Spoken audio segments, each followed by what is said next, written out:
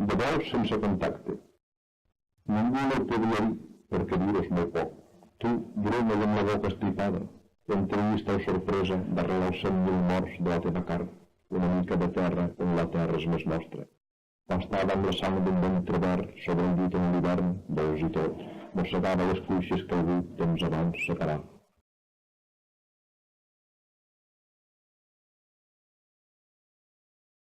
De veus sense contacte. Ningú no ho podria dir, perquè dir-ho és molt poc. Tu, bruna i amb la boca estripada, entrevista o sorpresa darrere els 100.000 morts de la teva carn, una mica de terra on la terra és més nostra. Pastada amb la sang d'un ventre verd sobre el llit on l'hivern, dolç i tot, mossegava les cuixes que algú temps abans separà.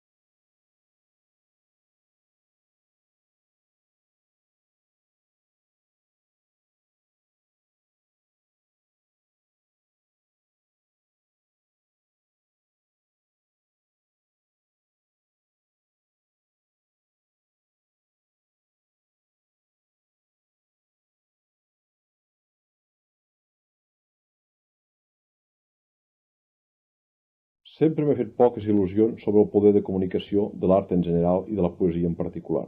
Com més profunda i autèntica és l'experiència poètica i més rigorosa la seva expressió, més petit és el seu abast comunicatiu. De fet, només el llenguatge generalitzat, convencional, fet de mots imprecisos i massa fàcilment adaptables, ens permet entrar en contacte amb els nostres semblants, amb els quals implícitament hem convingut unes normes expressives que deixen de costat tot allò que és fonamental. Escriure un poema em sembla una mica com llençar una ampolla a la mar amb l'esperança que algú acabarà per trobar-la i esbrinar el missatge xifrat que conté. Tots sabem que això és possible, però molt improbable. Són moltes les ampolles que es perden pel camí. La poesia és un acte per mitjà del qual el poeta intenta alterar l'ordenament superficial de les coses en benefici d'unes formes més profundes i reals, però encara no ben articulades, que potser ens permetrien arribar a un nou concepte del món si aconseguissin formular-les racionalment. Aleshores, és clar, deixarien de ser objectes de poesia. O tinc la sospita que l'home és una mena de pou sense fons i que sempre, per molt que ens endinsem, quedarà un residu inassolible que només la intuïció del poeta ens permetrà de pressentir. La poesia és una activitat pròpia d'inconformistes per als quals no són acceptables les limitacions que la cultura, de la mena que sigui, pretén imposar a l'home que gregàriament l'ha creada. En gran part, el poeta ho és perquè intenta transcendir aquesta presó cultural, cosa que molt sovint només aconsegueix al preu de l'exili, perquè la societat mai no accepta de bon grat els seus elements subversius. Com és natural, no puc creure en el poeta que pacta amb la realitat aparent i es deixa tancar sense protestes. Per a mi, només hi ha una mena de poetes, els rebels.